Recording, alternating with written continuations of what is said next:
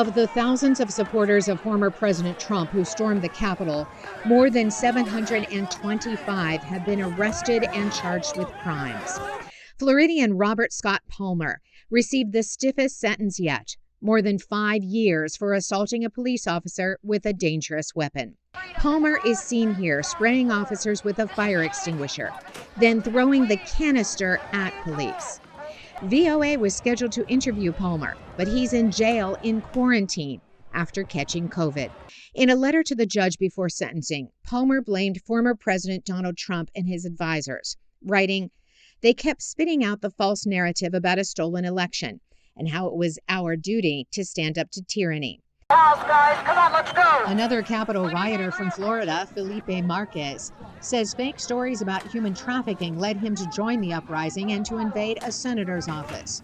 Marquez pleaded guilty to disorderly conduct in a restricted building and received 18 months probation.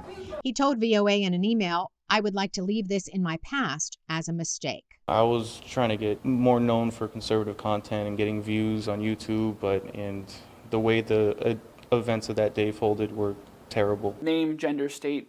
John Lewis with George Washington University's program on extremism is tracking each case of those who stormed the Capitol. You have defendants from 18 to 80 years old.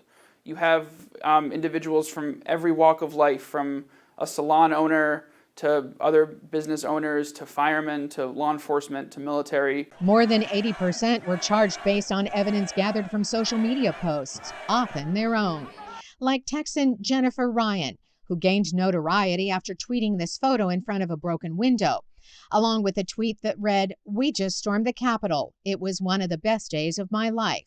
Ryan later tweeted that she was not going to jail because she is blonde and white. Here's what she said as she left the courthouse after pleading guilty to demonstrating inside the Capitol and receiving a 60-day sentence. I walked into the Capitol for 2 minutes, and I'm remorseful of that. Ryan claimed her tweets, not her actions at the Capitol, got her into trouble. I regret ever tweeting, but, it's a free country. Some of those charged, like Yvonne St. Cyr, are unrepentant. I own what I do, but I still believe in what I did was the right thing. Others are not commenting on their case, including the man who propped his feet onto House Speaker Nancy Pelosi's desk and allegedly stole some of her mail. Instead, Richard Barnett, who faces 7 charges, is complaining about jail conditions, including solitary confinement. You can love me, you can hate me. You can love me and hate what I did. You can not like anything about me.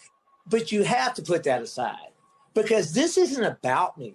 This is about our federal prison system in America and what they are doing to people. Trials have been avoided so far, as defendants have accepted plea bargains, sometimes for a lesser charge. Court observers say hundreds of remaining cases will take years to adjudicate. Carolyn Persutti, VOA News, Washington.